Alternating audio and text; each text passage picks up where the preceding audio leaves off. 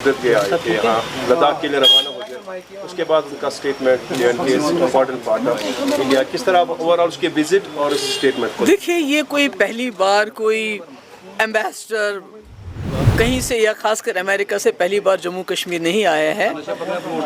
اور صرف فرق یہ ہے کہ جب 2019 سے پہلے یہاں کوئی بھی ایمبیسڈر آتے تھے وہ یہاں جو ہر طبقہ فکر ہے ان لوگوں سے ملتے تھے.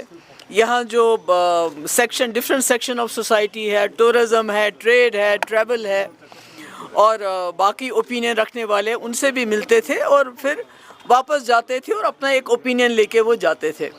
مگر 2019 کے بعد یہ جو جتنے بھی فارن ڈگنیٹریز کے جو ٹورز ہیں یہ کیوریٹڈ ہوتے ہیں. مطلب وہ آئے کسی اور سے نہیں ملے, چیف منسٹر صاحب سے ملے, گورنر صاحب سے ملے اور شکارہ سیر کی چلے گئے. تو اس میں عمر صاحب کی اس بات سے ایگری کرتی ہوں کہ جموں کشمیر کے جو مسئلے مسائل ہیں ان کا حل امریکہ سے نہیں مل سکتا ہے, وہ نئی دلی کو ہی کرنا پڑے گا.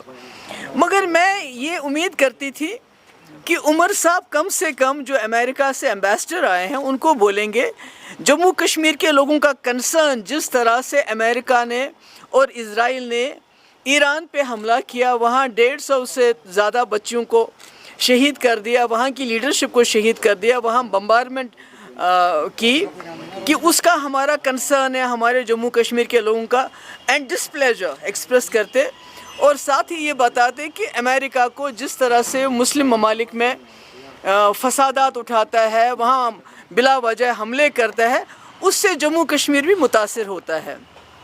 اور دوسری بات یہ ہے کہ جب عمر صاحب یہ کہتے ہیں ہمارے تمام مسائل کا حل دلی میں ہے تو ان مسئلوں کی بات کیوں نہیں کرتے ہیں؟ ابھی جب میں یہاں آ رہی تھی تو مجھے میسیج ملا کہ کریم آباد پلوامہ میں کل رات کو آرمی نے کئی دنوں سے کارڈن چل رہا تھا, سرچ آپریشن چل رہے تھے, ایک امام کو نکالا, اس کی پٹائی کی, اس کی داڑھی نوچی, نوجوانوں کو اٹھک بیٹھک کرواتے ہیں, بہت تنگ کرتے ہیں, بہت ہراساں کرتے ہیں.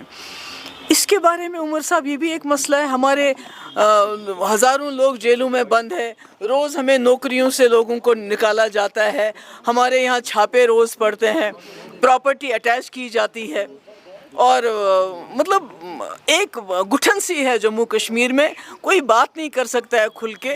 ایک ایسا ماحول بنایا گیا ہے جس میں لوگوں کا سانس لینا بھی مشکل ہے. اس کے بارے میں عمر صاحب بات کر سکتے تھے, یہ تو واشنگٹن سے بات کرنے کی ضرورت نہیں ہے. ہاں جس طرح مفتی صاحب نے دلی کو منایا, واجپئی جی کی سرکار تھی انہوں نے منایا اور ایک ریکنسلیشن کا پروسیس چلا, یہاں بھی بات چیت ہوئی, یہاں بھی ڈائلاگ ہوا, ہر طبقے سے ڈائلاگ ہوا, پاکستان سے بھی بات چیت ہوئی, راستے کھلے. کم سے کم اگر عمر صاحب کچھ نہیں کر سکتے ہیں, جو مظفر آباد اور راولا کوٹ کا راستہ جہاں ٹریڈ بند ہو گیا اس کی بات تو کر سکتے ہیں.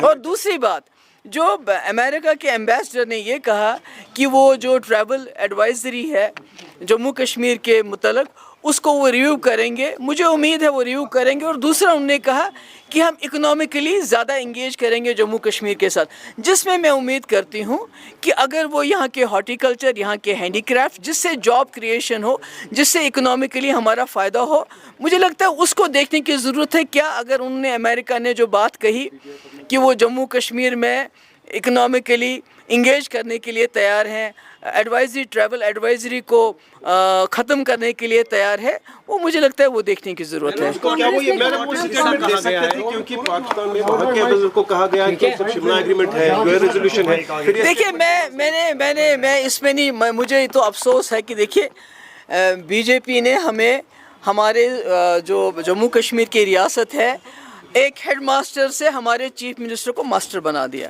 مگر جس طرح عمر صاحب کا کرتے ہیں کام, جس طرح انہوں نے ایمبیسڈر کے آنے سے پہلے ہی بیان دیا کہ میں یہ بات نہیں کروں گا, یہ بات کروں گا, تو مجھے لگتا ہے انہوں نے اپنے درجہ جو ہے ماسٹر سے بھی بہت نیچے کر دیا. مجھے لگتا ہے یہ کہنے کی ضرورت نہیں تھی.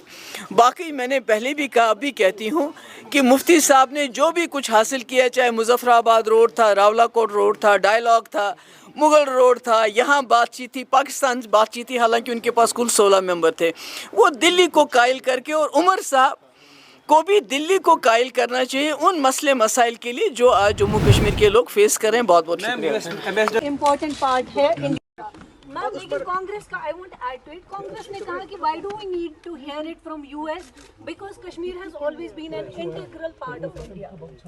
मेरे ख्याल में हमें अमेरिका को इतना सीरियसली लेने की ज़रूरत नहीं। आपने देखा पूरी दुनिया में जहाँ भी अमेरिका ने इंटरवीन किया है, तबाही मचाई है, वियतनाम से लेके ईरान तक। तो वो जो कहते हैं वो कोई हमारे मास्टर नहीं है कि वो हमें सर्टिफिकेट दें तभी बात होगी।